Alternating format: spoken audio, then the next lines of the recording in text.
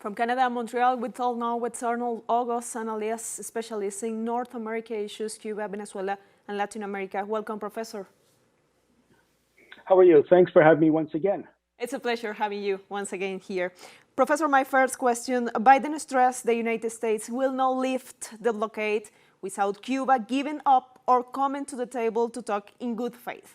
Cuba did not say it once and again that it is willing to talk with the United States on the basis of respect.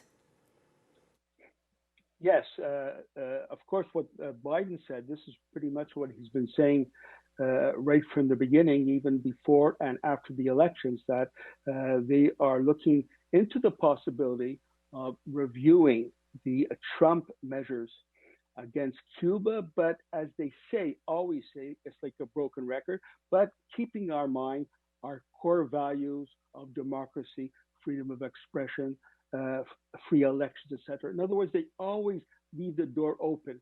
If anything should happen, they have a pretext, they have an excuse to not restart the negotiations with Cuba. But Cuba, right from the beginning, I think that even goes back to 1959 with Fidel Castro and all of the leaders since. They have always said, we are very willing to discuss with the United States of America, but you have to respect our sovereignty, our independence, and our social system. We cannot have discussion while you, the United States, have as a premise that you, speaking to Cuba, you have to change your political system, you have to change your social system for us to have mutual relations. Cuba has never accepted it. Professor, the President of the United States assured that he was trying to provide internet to Cubans. And what opinion can we have on this when the access of Cubans to goods and service has been affected for decades precisely because of the attitude of the United States government? Yeah, this is, I think, Biden is pretty good and his administration. We don't want to personalize it, but Biden and his administration, I think, are champions in cynicism and hypocrisy. You know, they have not even tried to rescind the over 240 sanctions imposed by Trump during the pandemic, including putting Cuba on the list of countries that supposedly sponsored terrorism.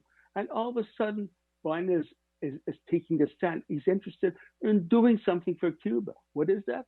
Of course, on the issue of internet, which from the US point of view, their use of internet or their expansion of internet is simply an instrument in their hands to try to subvert the constitutional order in Cuba. In fact, they were the ones behind it, directly or indirectly, that led to the July 11th incidents. So they're only interested in internet access for Cubans so that they could use the internet for their purposes and for their salaried opposition forces in Cuba to try to create other disturbances. And these disturbances, of course, you know, if you look at the film, I guess you watched some of the film, they were very well planned in terms of, you know, a handful of delinquents making violent attacks against cars, even some looting and all that. Why? To get international attention. Once they have the international attention and gives the impression that Cuba is suppressing these people, which is not the case, then this is the pretext for Biden to go into action and try to create, they're actually creating a narrative in the United States that military intervention against Cuba is always a possibility. I mean, just 2 days ago, I was watching CNN, supposedly a very liberal outlet, right? And the host, Jake Tapper, a well-known liberal, asked the Miami mayor, well, what do you think about military intervention in Cuba? Well, at that time, the mayor said, well, we don't think it's good at this time. But why did he ask the question? To try to make that narrative as something that is normal and acceptable in the political dialogue that's going on between Cuba and the United States. That is the possibility of military intervention. Professor, the Cuban head of state said U.S. failed once again to destroy Cuban revolution. What do you think about it? Well, the United States, they're once again they're champions in terms of providing. While there are so many economic hardships taking place in the United States, exacerbated by the pandemic, and they barely have any money for that.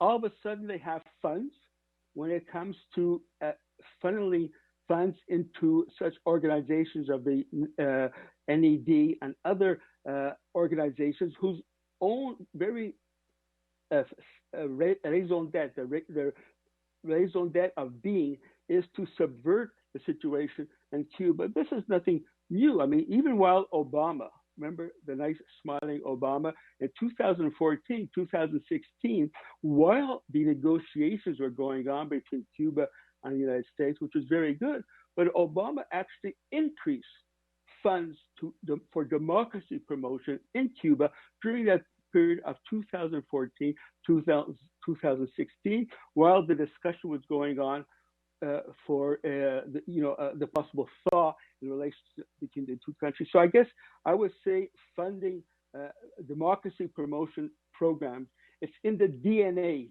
of Washington. It is part of their policy. And the same goes for other countries as well, but specifically for Cuba. They've been doing that for decades. Professor, looking to the coming future, can we expect something positive from Biden administration? Can we expect something good? Well, just yesterday I was reading, there was a lot of discussion in the media with regards to the possibility of easing the policy on remittances from Cuban Americans to Cubans on the island.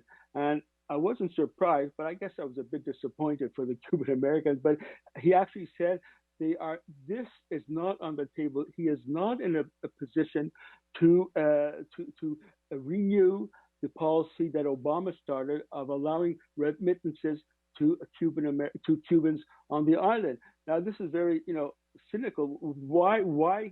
This is the least that he can do. It's not a major, it's the least that he can do. Of course, the pretext they always use, well, we're afraid if we send these remittances to Cuban Americans, it might get to Cubans in Cuba on the island, it might get into the hands of the government or the party or the army. This is their basic excuse for everything.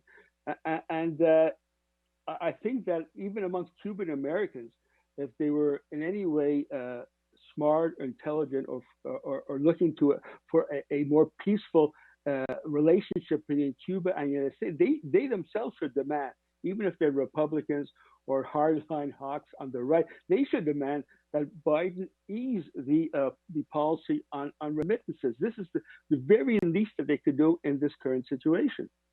Professor, thank you so much for your time and your analysis for teleSUR. Thank you very much. Good afternoon for you.